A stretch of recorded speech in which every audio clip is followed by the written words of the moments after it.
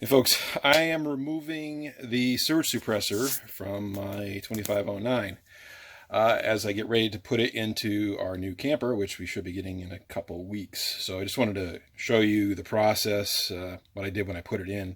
So, here's the fridge, and right below there is the fuse box and the inverter. You just have to undo four screws here after you take the cover off. And that gives you access to this nest of wires back here. And you can see back there that big black box there. That is the surge suppressor. There's also a wire. It looks like a phone wire. You can see that's that gray wire back there. Right there. See right there. That goes to the panel that I have on the other side of the kitchen. And I showed you that in another video. The big orange cable, this is the 30 amp service. This is actually coming from the outside jack, and it worms its way back here, and it goes into the surge suppressor, and then it goes through the circuitry in there, and then comes out and goes into the panel here. You can kind of see where it connects right there.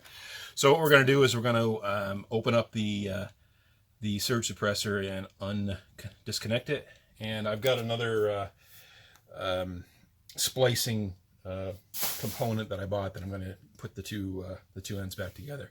So I'll show you that. Okay, so I've got the surge suppressor open, and you can see coming in, here's the line coming in. We go to the black wire up the top, the white wire down the bottom, and we actually have a ground coming and connecting there. That's on the inside. And the outside, what goes to this panel, you can see we also have a black and a white and the ground connected there. And this little piece here, and I'm not sure what that does, but it does go over the black wire. So keep that in mind. It was pretty easy to install this. I think the hardest part was just getting it through all this wire and mounting it to the ground. That was, I think, the most challenging part. So I'm going to unscrew the wiring, and then I have let's take a look here. I've got this splicing kit that I'm going to use. I got two of these and some electrical tape. This is a kind of a nice heat wrap thing here, which I obviously can't do. I can't put a blowtorch in there or anything else really. So I'll just be wrapping it up in electrical tape. But I'll show you that put together in just a minute. Let me just get this thing unhooked and pull it out of here. Incidentally, the phone wire that goes to the control piece here, that actually is fed through there. I'm going to have to open up the vent here to pull the wire out. That's pretty easy to do. So, yeah, I'll just take care of that, and I will be with you in a bit. Okay, so I've removed the surge suppressor, and you can see I have added the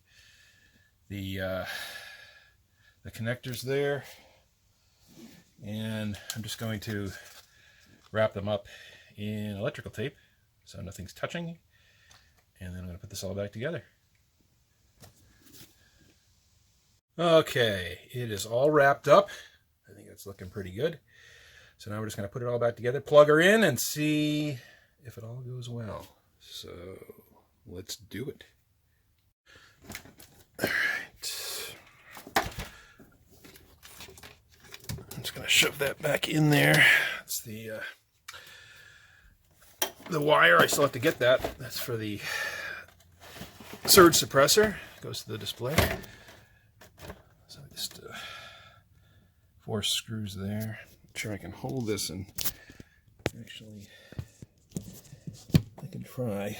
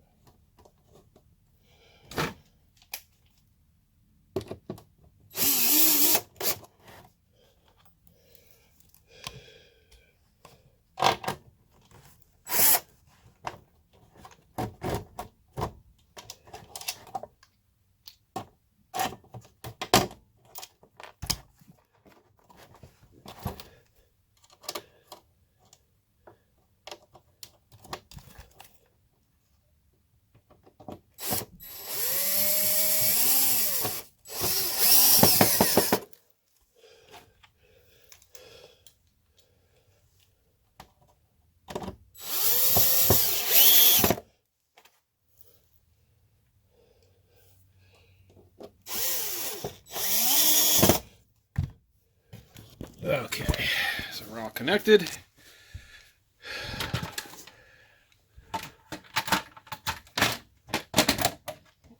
Let's pause it. Okay, it's all screwed back together. Now let's just go out, plug it in, and we should have power. All good, if all went well.